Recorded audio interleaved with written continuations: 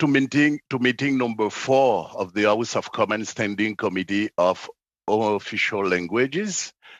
Mrs. Clerk, do we have replacements, please? We do have Mr. Mazier replacing Mr. Williamson. Thank you, and welcome, Mr. Mazier. The committee is meeting for the purpose of committee business. With regard to a speaking list, the committee clerk and I will do the best we can to maintain a consolidated order of speaking for all members, whether they are participating virtually or in person. Just a second. Juste vous dire, la traduction semble pas marcher. Just a moment. I just want to let you know the translation doesn't seem to.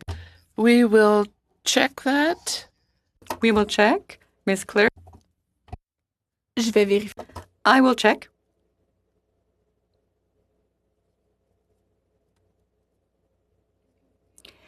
Could you speak in English and French so that we can test, please?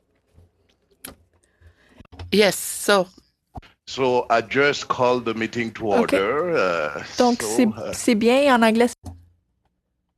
And in English, please. So in English, are we doing fine? Just speak English.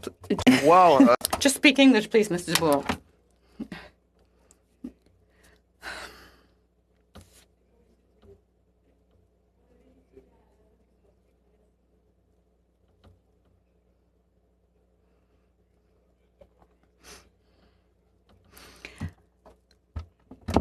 Ça marque. I'm not sure why I'm not hearing the translation. My system has indicated French, English. Perhaps I'm on the right channel.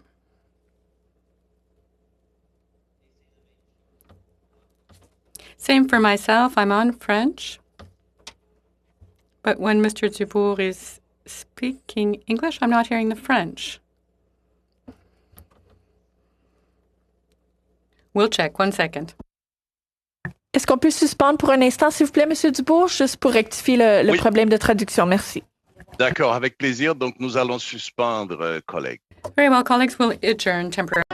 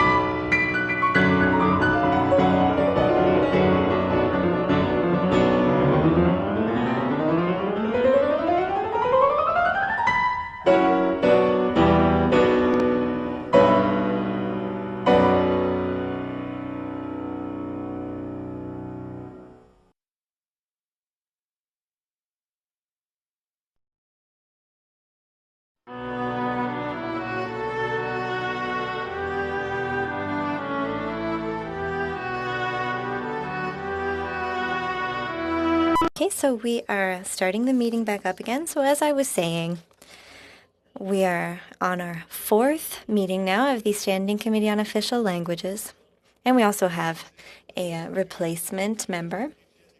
I was saying earlier that the clerk and myself will do our best to respect speaking time and who has the right to speak. So please click on participants.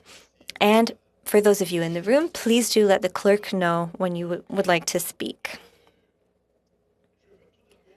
First of all, I'd like to let you know that last week, when we finished up, we were talking about inviting the Official Languages Commissioner on Friday the 13th, and we wanted to see him at 2 p.m., but the only times he will be available will be from 11 a.m. to 1 p.m., and the commissioner has agreed to meet with us at 11 a.m. So you will be receiving a notice of meeting for Friday, November 13th from 11 to 1. And still regarding that meeting, we have Mr. Blaney's motion, which has been adopted to invite the commissioner. But that motion, which was carried, only spoke to the commissioner's latest annual report. So we do have a 2-hour meeting with the commissioner. And we know that for the estimates, they have to be adopted before November 27th. Mr. Blaney had also tabled a motion to that effect. So what I suggest is that I would ask Mr. Blaney if, first of all, he would like to table that motion. That way, to ask if the commissioner could spend 1 hour with us on estimates and 1 hour on the annual report. So if committee members agree, I would ask Mr. Blaney to table that motion so that we may discuss it. Alors, Monsieur le Okay, Mr. Chair, I agree. I will table the motion to invite the commissioner from 11 to 1 in 2 separate blocks to speak about the estimates and his report on November 13th. Thank you very much, Mr. Blaney. I saw Mr. Beaulieu's hand go up. The floor is yours. Yes, it was just to tell you that we held a subcommittee meeting. We didn't speak about the We Charity proposal because that's more of a negotiation among parties. And since it is still not settled, I would like to ask that we work on that proposal. Okay, but Madam Clerk, would you like to intervene? I'll leave you the floor, Mr. Dubourg. Okay, thank you very much. Well, first of all, given that we do have the commissioners' meeting next week, and given that Mr. Blaney just tabled his motion, I know that Mr. Beaulieu did have the floor during the last meeting, but I would ask the committee, first of all, to act on that motion, and that way, next week, the commissioner can spend 1 hour speaking about his report and 1 hour on the estimates. Do any committee members disagree with that proposal? Please raise your hand if you disagree. So does that mean we'll continue with my motion afterwards? Yes, exactly. You'll have the floor afterwards. Madam Clerk, in the room, is there anyone opposed? I see no one opposed. Okay.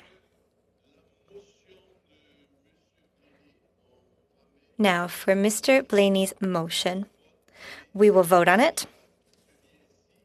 And the motion reads as follows, that the Standing Committee on Official Languages asked the Commissioner of Official Languages to appear to speak to the 2020-2021 annual report before November 27th. I have a question, Madam Clerk. The other motion has been adopted. Should we put both motions together, or is it okay for next Thursday? what we've already carried. By adopting that motion, everything's fine. Thank you. So we will now vote on Mr. Blaney's motion. And one more time, I will ask, are there any members who disagree with Mr. Blaney's motion to invite the commissioner? C'est beau dans la salle. No one is opposed in the room. Very well. Je considère donc I therefore consider that Mr. Blaney's motion has been carried. And thanks to this, the clerk will be able to invite the commissioner to come and speak to those two subjects, and members will receive a notice of meeting for next Friday, November 13th, between 11 a.m. and 1 p.m. Does that suit everyone? So let's continue. Mr. Beaulieu, the floor is yours. So please begin. And I would just like to open a parenthesis before I do give you the floor. I'd like to say to members that there was no official subcommittee meeting. It was an informal meeting that took place between us. And so there's no report to be tabled before the committee. So I have 3 people on the list. First, Mr. Beaulieu, Madame Latanzio, and Mr. Blaney to speak. First, Mr. Beaulieu. Perfect. Well, as I said, I already tabled the motion a number of times. Essentially, it is for that the committee recommend to the House the creation of a special committee to hold hearings on We Charity. As we said, it is a supposedly unilingual Anglophone organization, even though it has done some work in English. All opposition parties want for this topic to be studied. There were studies on this before the prorogation in many committees. So it is my view that at least opposition parties will be in agreement. So if anyone wants to save time, I suggest we move on to a vote as soon as possible. Thank you, Mr. Beaulieu. Ms. Latanzio, over to you. Thank you, Mr. Chair. Thank you, dear colleagues. I must admit that I am quite disappointed by the fact that we're continuing once again with this motion. It seemed to me that we had other motions that were very interesting. And I would say that it's very important for this committee to look into them as soon as possible.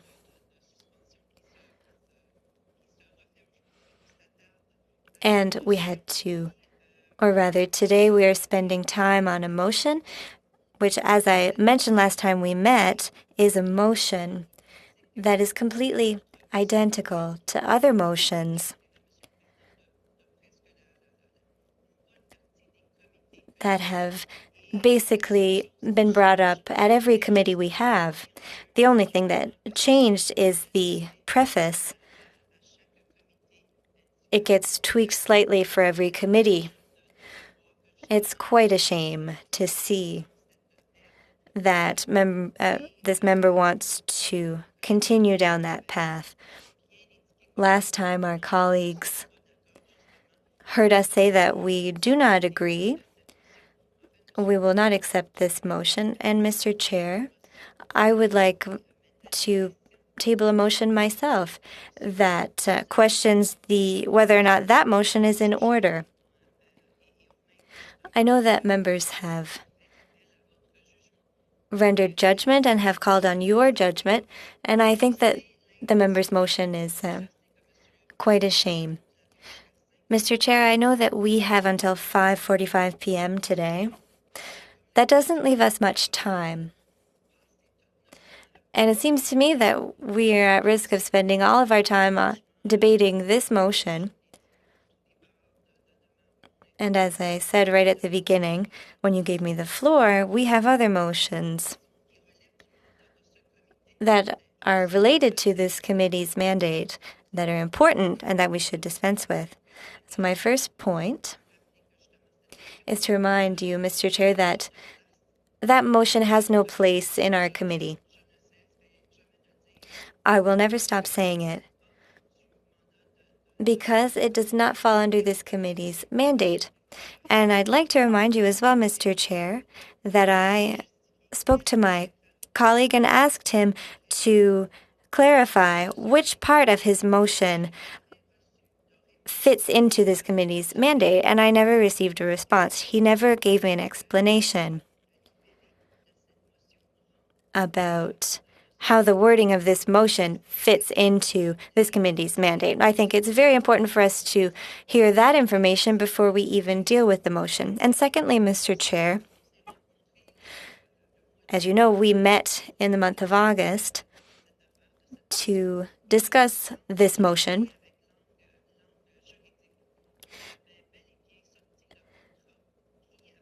And I took out the contract that had been signed. And there was an English and a French version, Mr. Chair. So if I may, Mr. Chair, I will open up that contract and share a few sections of it with you. And I hope that this will inform colleagues around the table.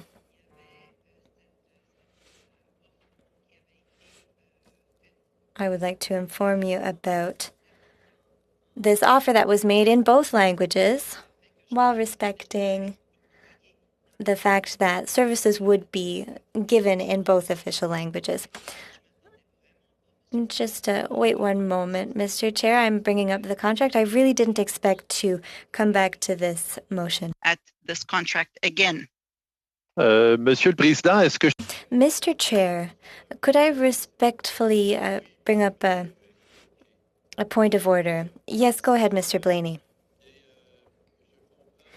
Well, if I understand correctly, we are debating a motion. My point of order regards procedure. So there was an informal subcommittee meeting of the Parliamentary Subcommittee on Official Languages, and there were aspects where a consensus was gained. So I'd like to speak to members, and particularly Mr. Beaulieu, and I'd like to ask if there's any way to ask for an update, an overview of the informal meeting to determine whether or not there were any aspects that gained a consensus, and perhaps then we could debate just those elements that were more contentious.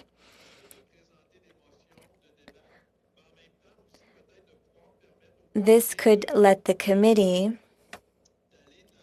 move forward with the issues that we could reach a consensus on. And so, with the permission of committee members, Mr. Chair, I think it would be worthwhile for you to inform all members of the suggestions that were made during the subcommittee meeting. And I'd like to come back to what Ms. Lambropoulos was saying. She's in Ottawa. I send her my greetings. And the subcommittee reached a consensus on certain things. But in other words, I'd just like to summarize my point of order. Could we share those issues that we found a consensus on so that we don't have to spend so much time? Thank you. A point of order. Bon, je vous ai laissé continuer, mais... I'm very sorry, Vice President, I let you go ahead, but look, a point of order, it's not really a point of order that you've put forward. I'm terribly sorry. And Ms. Lalonde, a point of order? Yes. If you don't mind, perhaps we could have a motion to adjourn this debate. To give us a chance to share as MPs. I would like to know, really, what was, agreed to. I mean, of course, perhaps that wasn't quite what it was, an agreement, because let's remain honourable members, but just hear your perspective on what had been understood from this informal committee meeting, informal discussion. So I would like to adjourn in order to be able to see more clearly in this, Mr. Chair. All right, then. So as point of order, you're asking for an adjournment of the debate. So give me 30 seconds to simply turn to the clerk on this matter. Yes. Ms. Lalonde's motion is not debatable, and we must vote on it immediately. Very well. So we have a motion to adjourn that has been introduced, so we will vote on it immediately. I'm sorry. We have vote is being called, so I have a point of order myself, sir.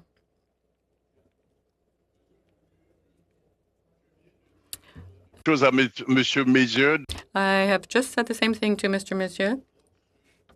We need to vote on the adjournment debate. But I don't understand why we haven't a right to call for a vote on the motion, but we are allowed to call for a vote. Mr. Beaulieu, a quick answer to you. This was a point of order. And as the clerk has pointed out, when it comes to a motion to adjourn, the matter cannot be debated. As long as a motion is on the table, as long as hands are going up, we need to continue debating. However, a motion to adjourn cannot be debated. It must be voted on immediately. So, Ms. Clerk, please, let us vote.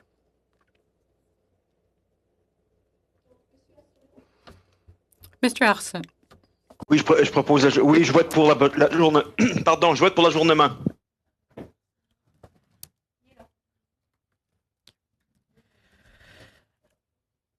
Monsieur Duguid. Je vote pour. Madame Lalonde. Je vote pour. Madame Lambropoulos. Je vote pour. Madame Latanzio. Pour l'ajournement. Monsieur Blaney.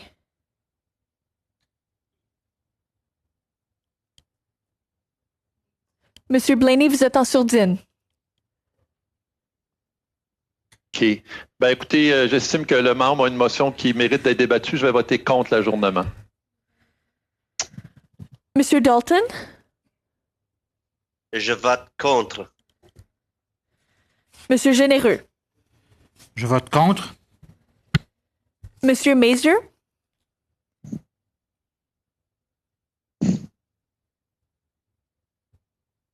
Monsieur Masier.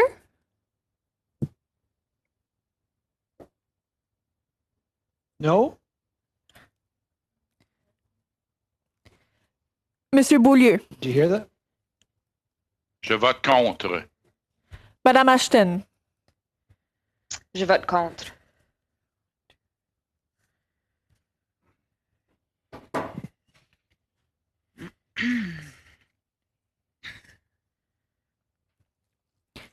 Donc, 5 yeas, 5 oui, 6 nays, 6 non. Merci, Madame la greffière. Donc, la motion. Thank you, Madam Clerk. So the motion has not been carried.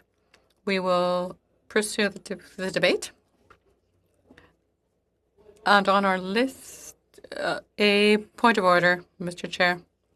Well, I just wanted to mention first that Ms. Latanzio wished to speak, then Ms. Lashton, Ms.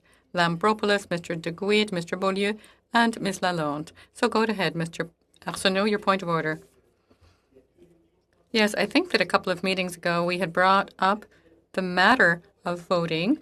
Are we going to be voting in alphabetical order? I think that's what we had decided at some point. Or are we voting one Liberal Party at a time? What's required or what's suggested? To my knowledge,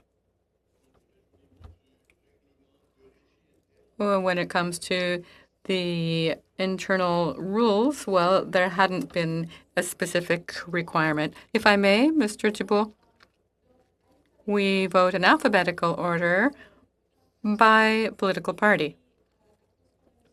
Given that Mr. Masier is replacing Mr. Williamson, the alphabetical order is switched out a bit. Mr. Williamson is last on the list among the members of the Progressive Conservative Party. Does that answer the question? Thank you very much.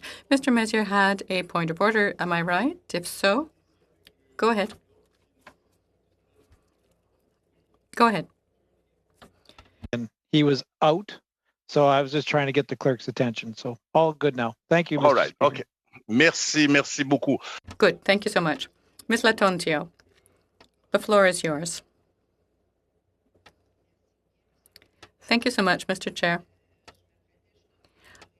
I was just about to refer to the clause of the contract entered into by the parties, but first I wanted to give an aside here. It's unfortunate to see us wasting time on this type of motion. This same member of parliament has another motion which is of great interest and that deals with a situation that we see across the country relating to the language rights of minorities, linguistic minorities, and it's very sad to see us wasting time on this other matter, this other motion. You know very well that we have a number of motions to deal with, motions addressing the gaps in service reception during the pandemic, matters and motions that really speak to fundamental issues that Canadians are facing and dealing with across our great land. And here we are spending time on this. Very unfortunate. I will refer you to the paragraphs in which the government has undertaken to ensure, or this third party, this organization that wished to ensure that projects occur in both languages. Refer you to paragraph 37.0, where it says in the contract, 37.1, and official languages, it is well stipulated where the project is to be delivered to members of either language community, the recipient shall, the recipient being the two parties, the funding agreement between Her Majesty the Queen, represented by the government, and the We Charity. So the We Charity should make the project a project-related documentation and announcements for the public and prospective project participants, if any, in both official languages where applicable. B, actively offer and provide in both official languages any project-related services to be provided or made available to members of the public where applicable. And C, organize activities and provide its services where appropriate in such a manner as to address the needs of both official language communities. Now, there was also, I'm going to draw your attention to the annex that we had with this contract. And I'm going to flip to it. Mr. Speaker, you see that it's in black and white. It's crystal clear. On the contract, it was signed that both participants knew full well that the services that needed to be delivered needed to be in French and in English. Further, I draw your attention to some of the activities that needed to be done in both official languages. And I'm going to give you, as they say in French, an overview of this. And we find that in the annex. And I'm sorry, once again, I just want to put my hands on it. I don't mean to be wasting your time, Mr. Chairman, but I'm just trying to look at the paragraph. So we can find some of those activities or some of those projects that needed to be done in both official languages throughout the contract, and more specifically in clauses that pertain to such activity. I'm going to draw your attention to some of those. When we look at Schedule A and we see that the specific objectives of the project are to place up to 40,000 students in We Volunteer Services opportunity across Canada, including those from vulnerable and underrepresented groups and official language minority communities through the I Want to Help platform. And it continues.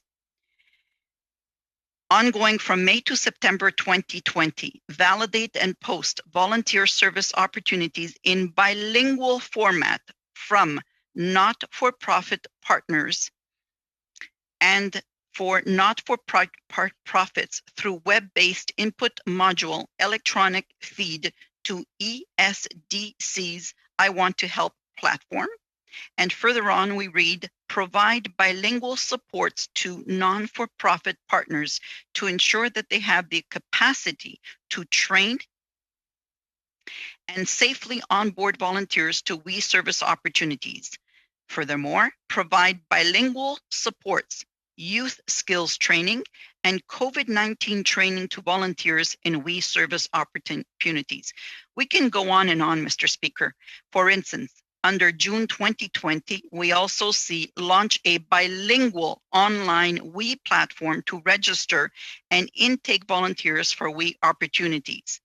So to say that the contract that was signed did not foresee that there was basis and emphasis making sure that both official languages in services to be rendered by this organization is very far from the truth. And so I honestly do not see the relevance of this motion that we have before us.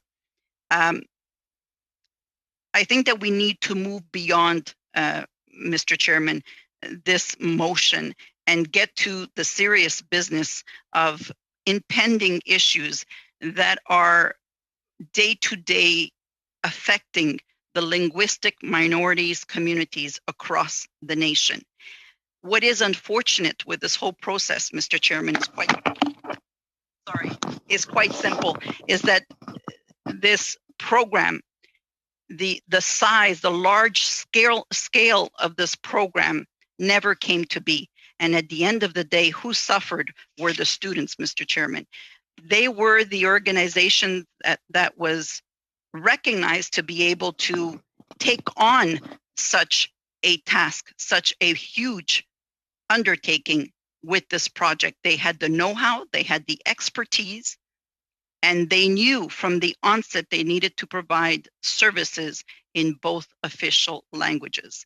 Why we are dragging this into this committee is beyond my comprehension. So, Mr. Chairman, I'm going to yield the floor to my colleagues that I'm sure have a mouthful to say on this issue today. But I'm going to remind you, Mr. Chairman, that I seek clarifications from the member who is proposing this today so that we can have a clearer understanding how his motion responds to the mandate of this committee. I would like to have an answer on that, Mr. Chairman, and I'm going to reserve my right to come back to speak. Thank you. Merci, Madame Lattanzio. Thank you, Ms. Lattanzio. The next speaker is Ms. Ashton. Over to you. Yes, thank you, Mr. Chair. Firstly, I'm quite concerned that once again we're wasting our time instead of moving forward with a productive agenda. I'm rather concerned that we're wasting time speaking about things we had decided to speak about at the subcommittee. I thought that would have been a way of proceeding that everyone would have found suitable, but I must say that I have spent considerable amount of time over many years and at a number of committees, and I do find what I'm seeing here today quite troubling. So I would like to call for a vote on the motion so that we may move forward with other things as well. Okay. Thank you, Ms. Ashton. And as I said, I cannot move forward with a vote until there have been more speakers. May I make a point of order? Go ahead, Mr. Beaulieu. So a vote has been asked for. You said that you do not agree with that. I would like to counter your decision. Well, Mr. Beaulieu, I will check with the clerk. but we are debating the motion, and we have a number of hands raised. And the other point of order was an emergency motion that was tabled, and in that case, it's not even debatable, that motion, the adjournment motion. So the motion that you are proposing is a motion on which members do want to intervene. So I can't proceed to a vote until speakers have spoken in this debate. Well, it's because clearly all members are using up time. And that's why I wanted to call for a vote. Very well. And now I have Ms. Lambropoulos, who has the floor. Do I have the floor because I was on the list, or because I called for a point of order? Because you were on the list. Okay, perfect. Well, as for me, I don't know exactly what went on at the subcommittee meeting because I'm not a member of the subcommittee. But I heard from Liberals on the committee that today we would be discussing Mr. Beaulieu's second motion, which pertains to official languages, which is what this committee is supposed to deal with. And I think that we were all in favor of moving forward with that motion,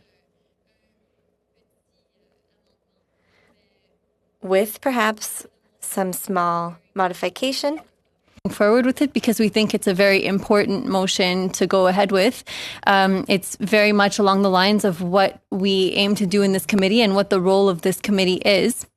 We also have a few motions that we've already tabled and accepted to study and go ahead with. And it's unfortunate, I think, that we're spending so much time on debating a motion that clearly doesn't have much consensus, and that has absolutely nothing to do with official languages and with the committee and with what our mandate is on this committee. So I think that's really unfortunate. I definitely think that education is something very vulnerable. I know we already passed the motion, and I'm happy that everybody was in favor of studying the motion on education, which was one that I had put forward because of the vulnerability of people receiving the education in the language of their choice, and specifically speaking of minority communities in this case. We know, and we heard a question from the NDP today where, the French university or Collège Saint-Jean was not an option anymore unless other decisions are made. And we want to find ways in order to help French-speaking non-Quebecers access education in French, and we want people in Quebec who are Anglophones to be able to access education in English. And I think that this is extremely important and vulnerable, like I said. So every single year we see an example of how this right is taken for granted, and not taken for granted, but is not necessarily respected by the provinces. And the federal government does have a role to play in protecting this right. And therefore, it's extremely important that we go ahead with this and we start at least to study. I think this one would be a really important one to study first, just because we know that, in the month of March, these decisions on new closures for schools are going to be made. So I think that it's a shame that we're still talking about something that has nothing to do with the committee when we're dealing with a pandemic where people aren't receiving services in both official languages at this point, like my colleague, Ms. Latanzio, proposed in her motion. We have so many great studies that are on the floor. Monsieur Beaulieu, you have another one that you're proposing and that we haven't passed yet, and that I think unanimously would pass. I would strongly suggest we move ahead and we at least get that one out of the way, because it's something that I think would definitely quickly get unanimous consent. And those are my thoughts thus far. Merci, Madame Lambropoulos. Thank you, Ms. Lambropoulos. Mr. Duguid, the floor is yours. Mr. Chair, as they say in French, déjà vu, all over again.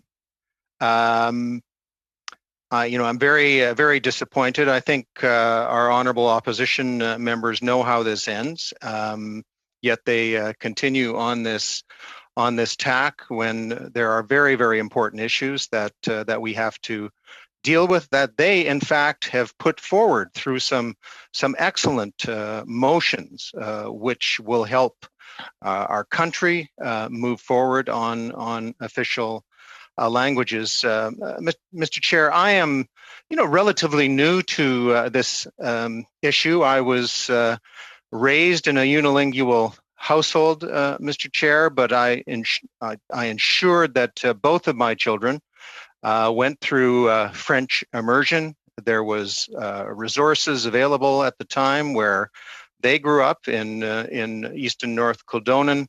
And today I'm very proud of my daughters who are bilingual, and it's because of investments that we have made and because we place importance on our two official languages. Mr. Blaney, I had, he was warming my heart for a while there because he was on a path, I thought, to consensus.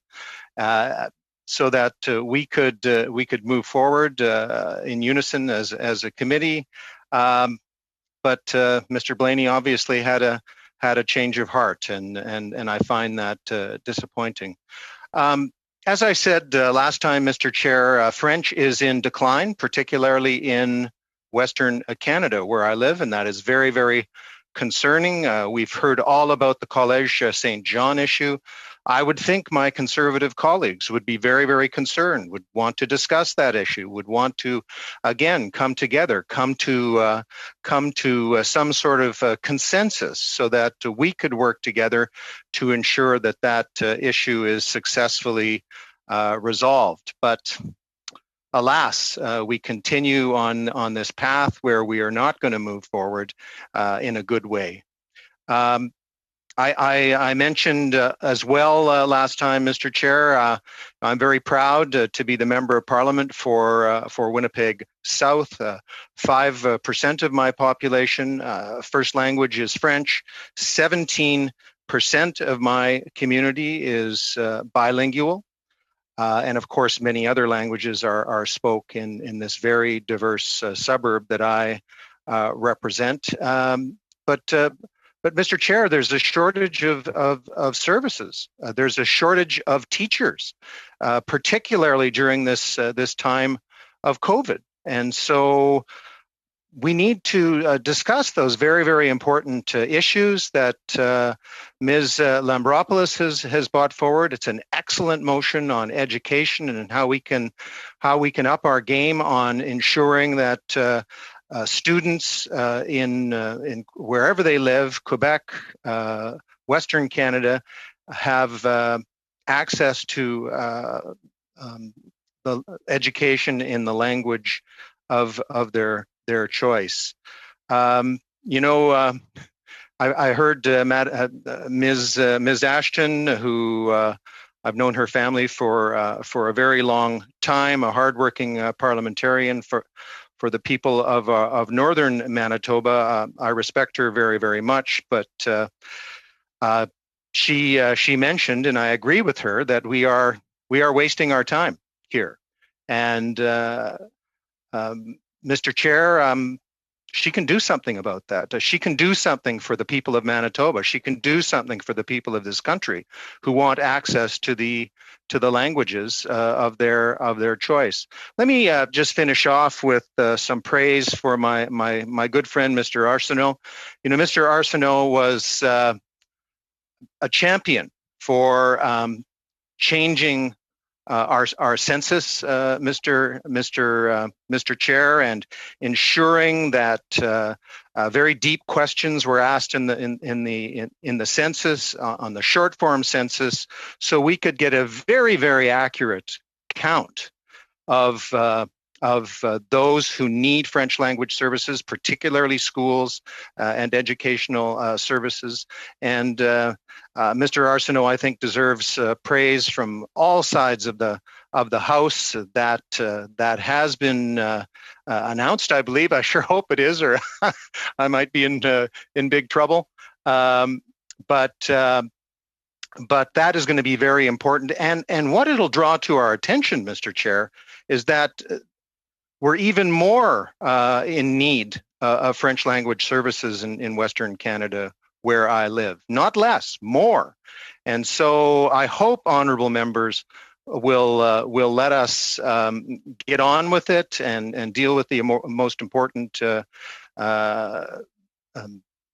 motions that we have before us.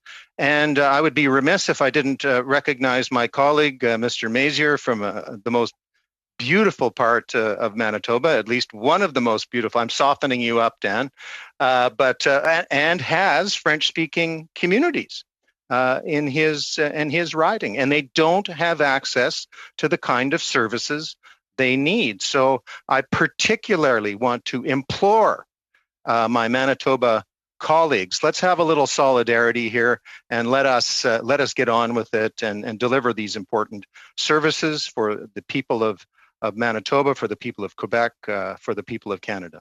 Thank you, Mr. Chair. Merci, Monsieur. Thank you, Mr. Duguid.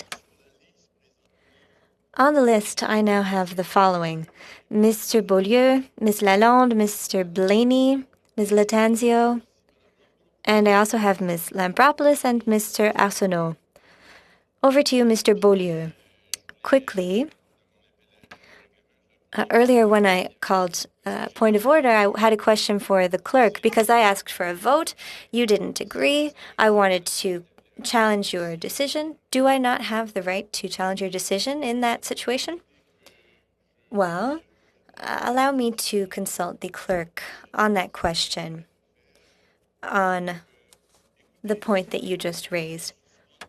I will need to suspend for a few moments so that I can follow up on that question. So I will suspend.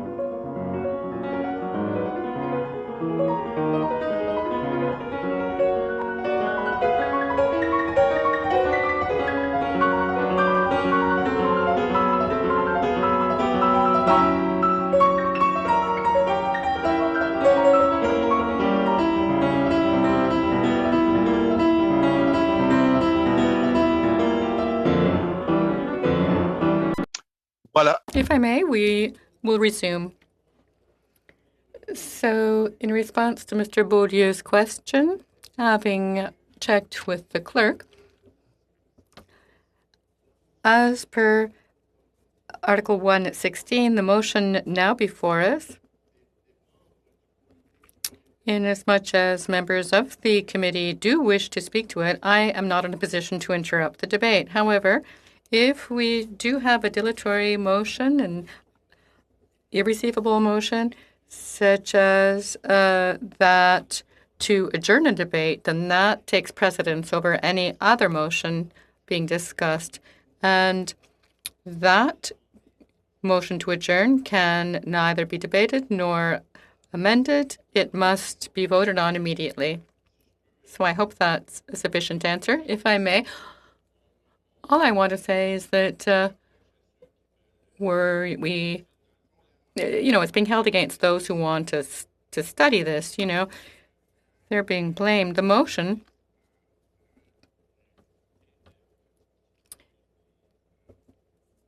inaudible for the interpreter. Unfortunately, the point of order. Excuse me, Mr. Beaulieu.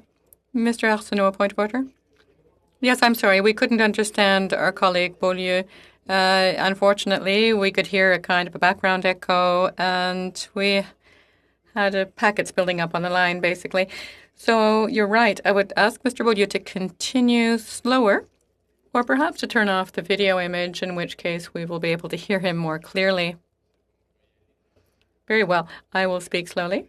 I can also turn off the video image, but I'm linked into the parliamentary system here. I hope it will work. What I was saying was that, all said and done, if we don't want to waste time, rather than repeating the same arguments over and over again, why don't we just vote? Then we'll be able to move on to something else.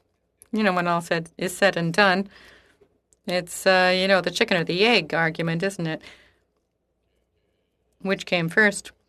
I believe that whatever's said here, we're not going to be changing the outcome, the voted outcome. So why don't we just vote straight up? And in response to Ms. Lattanzio about the motion, excuse me, Chair, I didn't want to cut you off there, but the motion, there was pretty much an identical one on the We Charity that was debated elsewhere. And the aim is to see within our committee for languages whether We Charity was ready to provide services in French to Quebec and Acadian communities, and this really shouldn't be a matter of debate. Point of order, Chair. Yes, Ms. Lattanzio, you have the floor. All right. I seem to have understood that my colleague is telling us that he is referring to a few paragraphs of his motion. Am I to understand that we should cut out some paragraphs that have nothing to do with the language issue when it comes to the We Charity contract being awarded? Ms. Lattanzio, no. As a point of order, no. That's a matter of debate, so I'm sorry. All right, fine. That's fine. All right, I didn't want to debate it. I merely wanted to understand, so I think I got his answer. And when I speak later, I will make my points then. Very good. So Ms. Lalonde now has the floor. Thank you, Chair. Just a matter of clarification, clarifying my request for Mr. Blaney. What I had requested was an adjournment of the debate. That would have allowed us to do as follows. When a MP puts forward the motion of adjournment, it means that we simply want to temporarily put aside the debate.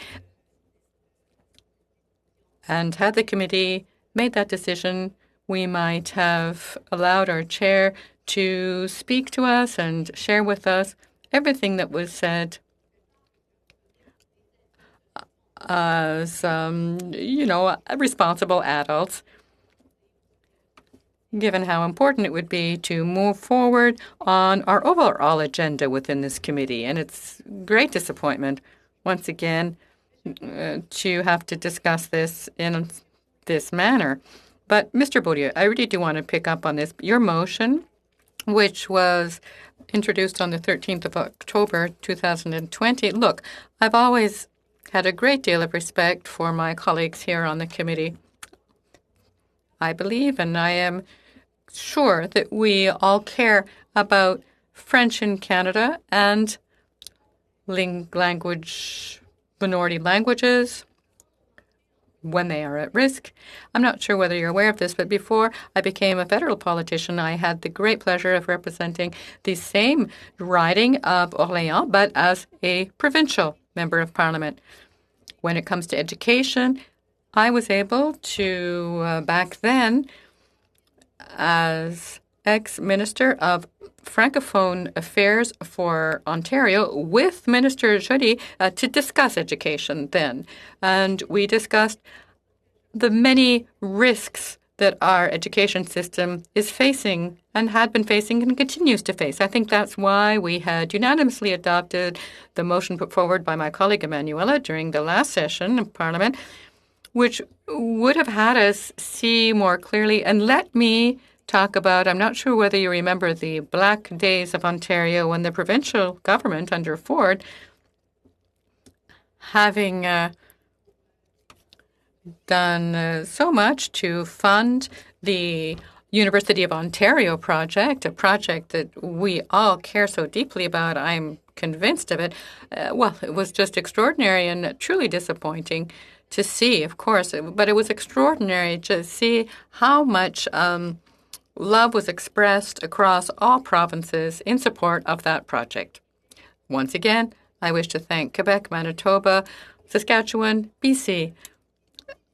So many people, even countries outside of Canada, who stepped up to support this project in favor of our education, in favor of the foundations of our linguistic identity. But it was so sad. It was such a black day. And right now, the Ontario provincial budget is being introduced at 1600 hours at 4 in the afternoon. And I'm really look forward to seeing what my Franco-Ontarian colleagues, our Franco-Ontarian colleagues, have to say about it. I think they were quite concerned. Once again, we must thank publicly, once again, I will say it openly, we need to thank the federal government, Minister Joly, and indeed all parliamentarians for having stepped up to the challenge and saved the University of Ontario. When it comes to education, thanks to this committee, thanks to our fundamental respect for the official languages of our land, the federal government has a real, live, living mandate to help us.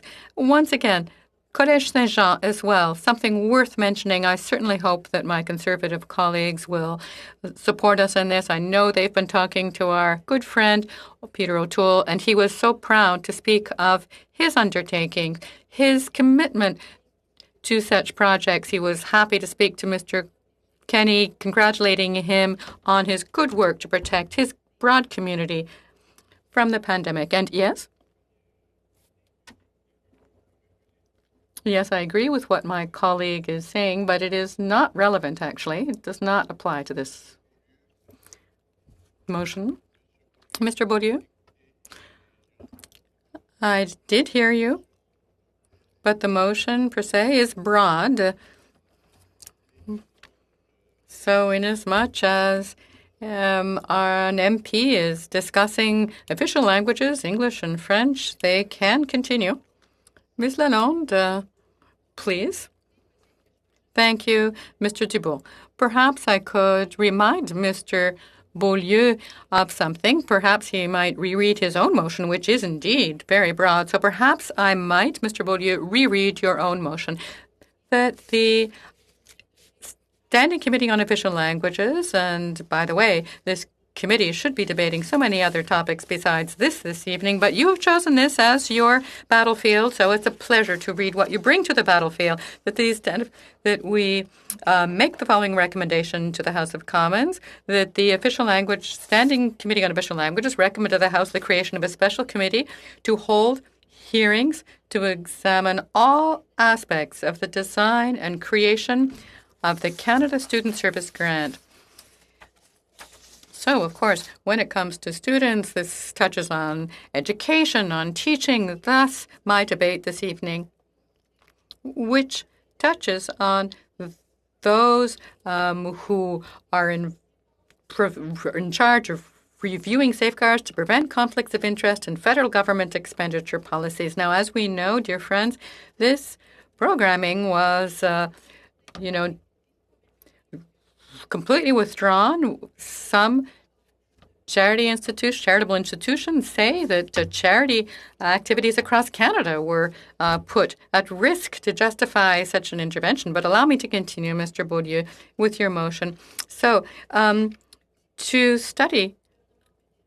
the study to review the safeguards to prevent conflicts of interest in federal government expenditure policies, government spending, We Charity, and the Canada Student Service Grant. The government's decision to select We Charity, an Anglophone organization, to implement the Canada Student Service Grant, the CSSG, and the administration of the Canada Student Service Grant and We Charity. 1. That the committee be composed of 11 members, of which 5 shall be government members, 4 shall be from the official opposition, 1 shall be from the Bloc Québécois, and 1 from the New Democratic Party. 2. The changes in the membership of the committee shall be effective immediately after notification by the whip has been filed with the clerk of the House. 3. That membership substitutions be permitted, if required, in the manner provided for in Standing Order 114. 2. That the members shall be named by their respective whip by depositing with the clerk of the House the list of the members to serve on the committee no later than 3 days following the adoption of this motion by the House. 5. That the clerk of the House shall convene an organization meeting of the said committee no later than 5 days following the adoption of this motion by the House. 6. That the committee be chaired by a member of the official opposition. 7.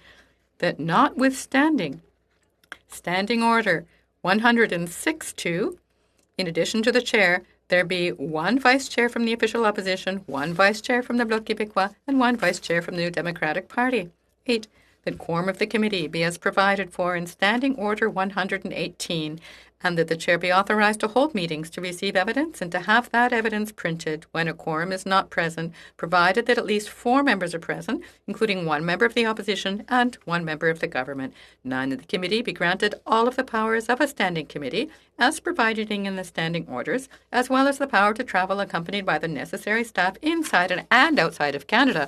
10. That the committee have the power to authorize video and audio broadcasting of any or all of its proceedings. 11. That the committee continue all of the business of the following committees: the Standing Committee on Access to Information, Privacy and Ethics, the Standing Committee on Finance, the Standing Committee on Official Languages, and the Standing Committee on Government Operations and Estimates.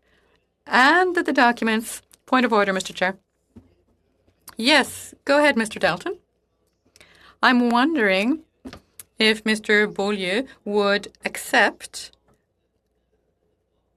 our adjourning debate for a few moments in order to hear the other motions before us, and then we might return to this matter. But we might adjourn this debate given that the clock is running and we do have other matters to address. So would it be possible to adjourn this debate and turn to other issues and then return to this matter later? Oui, merci. Thank you, Mr. Dalton. Well, the only possibility would be for Mr. Beaulieu to ask for unanimous consent to withdraw his motion, but otherwise we will have to continue listening to speakers on this motion. That would be the only way, through a point of order, that Mr. Beaulieu could intervene. Otherwise, Ms. Lalonde has the floor, and we will have to continue, as I said, with the speaking list of committee members. Thank you, Mr. Dalton, and I still do have many things left to say. Point of order, Mr. Chair. Yes, point of order by Ms. Lampropoulos. Over to you. I have a point of order. But before saying it, I do have a question. I'd like to know if it really is a point of order or not. What I was wondering is if we were to adjourn the debate on this motion, that would adjourn the debate only for the day. Is that right? That means Mr. Beaulieu could bring up the motion again at a future meeting. It would adjourn the debate for today only so that we could move on to debate the other motions. Is that the case? Well, yes, if there is unanimous consent, we can adjourn the debate and come back to that motion in the future. That's right. Okay, because before, Mr. Blaney had asked the question that if we were to adjourn the debate, would it be adjourned forever and would we not be able to come back to the debate? But that's not true, right? At the next meeting, Mr. Beaulieu could bring this motion back up if we voted on other motions today. Isn't that right? Well, I didn't understand what you said at the end there. I understood that, yes, if there is unanimous consent, together with the clerk, we can adjourn the debate and come back to this motion later. Okay. I thought we just needed a majority vote. No. Unanimous consent, rather. Yes. Thank you. Ms. Lalonde, you still have the floor. Thank you. I will just continue on point 11 of the motion, Mr. Chair, that the special committee continue all of the business. So I was at the part where the point of order. Excuse me, Ms. Lalonde. Point of order, Mr. Blaney? Yes, I'm sorry to interrupt you, Ms. Lalonde.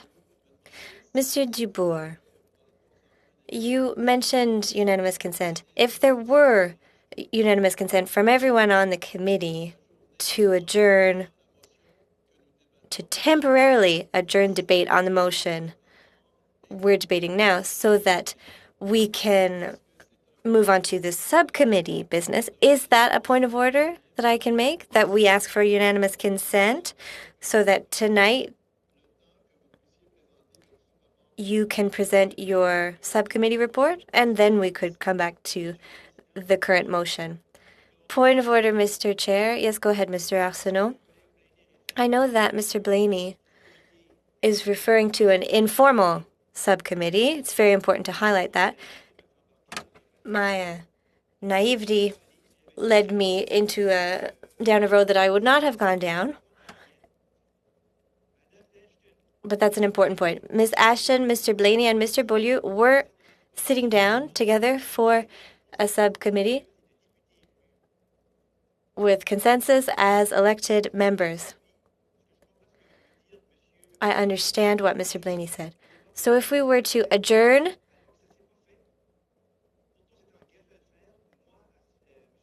Mr. Blaney, perhaps we can talk about this later, but if we don't have unanimous consent, I disagree. I will be against it because as a subcommittee, we were looking each other in the eyes, over Zoom, obviously, but we had the opportunity to discuss these things, and I don't know what happened.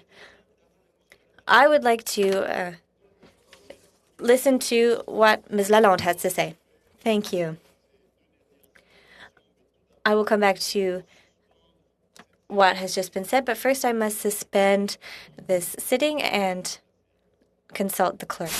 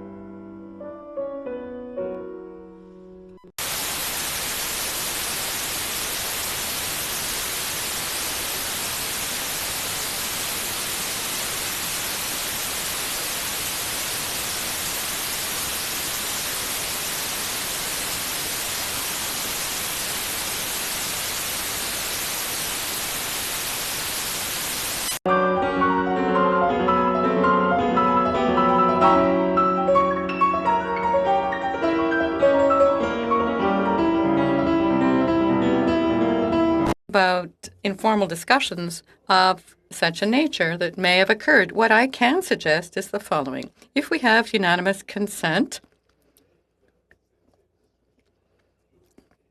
to set this discussion aside, then we might be able to move forward with our agenda.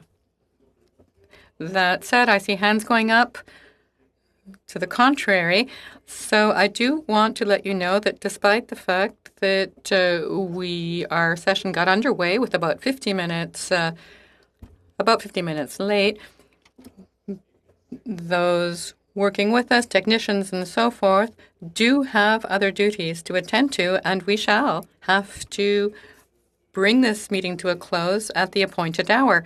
So, Ms. Lalonde, I'm not sure whether she had finished. On our list, we have Mr. Blaney, Mr. Arsenault, Mr. Latronzo, Mr. Lambropoulos, Ms. Lambropoulos. Ms. Lalonde, the floor is yours. Yes, I will continue because I'm still on to point number 11 of the motion, that the Prime Minister, the Deputy Prime Minister, and the Minister of Finance, the Minister of Diversity and Inclusion in Youth, be among the witnesses ordered to appear from time to time as the committee sees fit. And I think that we can certainly all agree that this has already been dealt with. The Prime Minister, the Minister of Diversity have already spoken to this issue over the summer. Dear colleagues, you know that this part of this motion now before us has already been touched on, given that there have been appearances by these people, and the Prime Minister has even undertaken to be clear about the situation of the We Charity. I have a point of order. Yes, go ahead, Mr. Beaulieu. You said that were we to unanimously consent, well, if we do have unanimous consent to adjourn on this, then we could return to this. I mean, we have voted to receive the commissioner as soon as possible, and we agree to go back to the We Charity issue. Next time we meet, then I wouldn't object to that. But perhaps not everyone will agree. Excuse me, one moment. I would just like to respond to Mr. Beaulieu. Yes, indeed. That is what I said. If we have unanimous consent to move on to considering the agenda, at that point, your motion would become a motion for which we have a notice, and not necessarily mean we would deal with it the next time we meet, but it would certainly, we would have notice of your motion, and we would deal with it eventually. Over to you, Ms. Lalonde. Thank you so much. I certainly understand my colleagues' points of view. I'm terribly sorry for, we can certainly continue on this debate for Mr. Beaulieu, this lovely motion, which he, has high regard among us. But let me just get on to the commissioner indeed.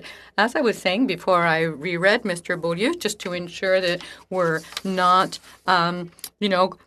bringing up improper points of order about the breadth of his motion, let me talk about the commissioner then. As you know, the commissioner has undertaken for years now to support our two beautiful languages, the French and the English, including the use of French outside of Quebec, and our wonderful English within Quebec, of course. In Ontario, well, I meant Quebec, so sorry. It's late in the day, Mr. Chair, but let me just go back to his role and the importance that he put in his report on this issue. It's very wonderful if you actually read his report. Ms. Lalonde. Je dois vous interrompre. Ms. Lalonde, I must interrupt you. It is 5:45 p.m. I must say to committee members that next Friday we will meet with the commissioner for 2 hours on the estimates and on his report. And if between now and then no date is set by the House for subcommittee meetings, that means the next meeting we will have will once again be on committee business. And on that note, I thank you for your cooperation, and I wish everyone an excellent evening. Thank you. The right to speak when we come back to this motion, please.